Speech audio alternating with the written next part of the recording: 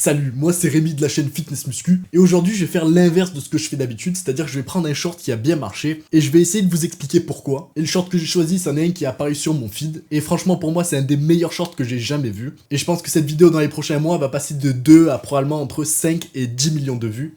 Et c'est complètement normal puisque vraiment c'est un short qui est incroyable. Donc sans plus attendre, regardons-le. Et on va d'abord le regarder une fois en son entièreté. Et ensuite je vais décomposer partie par partie pour vous expliquer exactement ce qui rend ce short aussi incroyable. Sans plus attendre, commençons.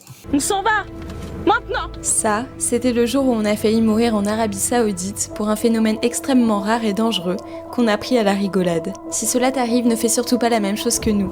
Voici les images et on t'explique juste après ce que c'est. Ah, c'est là. Ah, c'est toi maintenant. Ah, mais c'est quoi ce bordel? Il y a un champ électromagnétique qui passe ici. C'est quoi ce délire? Ce grésillement, c'est la pression statique dans l'air et il se fait entendre peu de temps avant que la foudre ne frappe dans un lieu très précis. Dans ces conditions, le champ électrique entre le nuage et le sol est si fort qu'il provoque l'émission d'électrons sur les objets pointus, comme un arbre, un paratonnerre ou encore des cheveux. Tes cheveux, tu sais, ça fait comme quand on met du plastique autour. C'est vrai? Ouais. Ah, mais donc il y a de l'électricité dans l'air, vraiment. Bref, tu l'auras compris.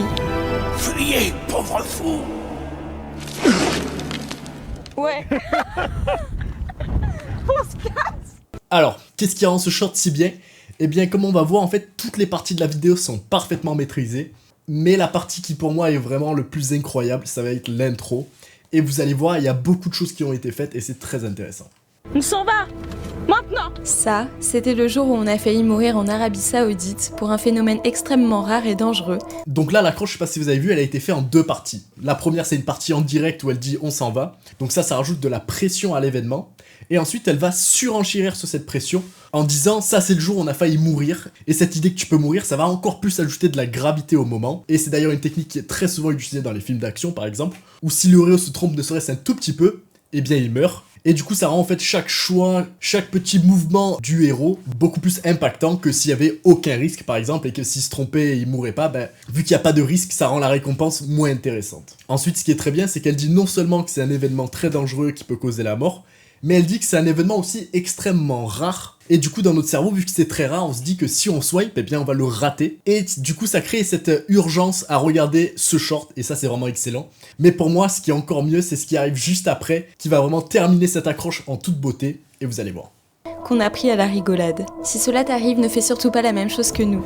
Si cela t'arrive, ne fais surtout pas la même chose que nous. Alors cette phrase, elle paraît peut-être un petit peu simple ou bête, mais comme je vous dis souvent, les auditeurs, ils en ont rien à faire de notre vie, et ils veulent en fait une utilité pour eux. Et là, cette phrase, elle fait exactement ça. Et en gros, ça insinue que si on se retrouve dans la même situation, eh bien si on regarde ce short, eh bien on aura toutes les astuces pour sauver notre vie. Et un short qui peut potentiellement sauver notre vie, eh bien c'est une très très bonne raison pour rester sur la vidéo et c'est une très bonne accroche. Mais c'est pas fini puisque le reste de la vidéo est aussi excellent, et maintenant on va passer à la suite. Voici les images et on t'explique juste après ce que c'est. Ah, c'est là. Ah, c'est toi maintenant. Ah, mais c'est quoi ce bordel? Il y a un champ électromagnétique qui passe ici. C'est quoi ce délire? Ce grésillement, c'est la pression statique dans l'air et il se fait entendre peu de temps avant que la foudre ne frappe dans un lieu très précis. Dans ces conditions, Donc là, quand elle parle que la foudre va frapper dans un lieu très précis, ça ajoute une autre raison de rester, pour potentiellement voir la foudre tomber. Mais ce que je trouve très intéressant, c'est comment elle a délivré les informations.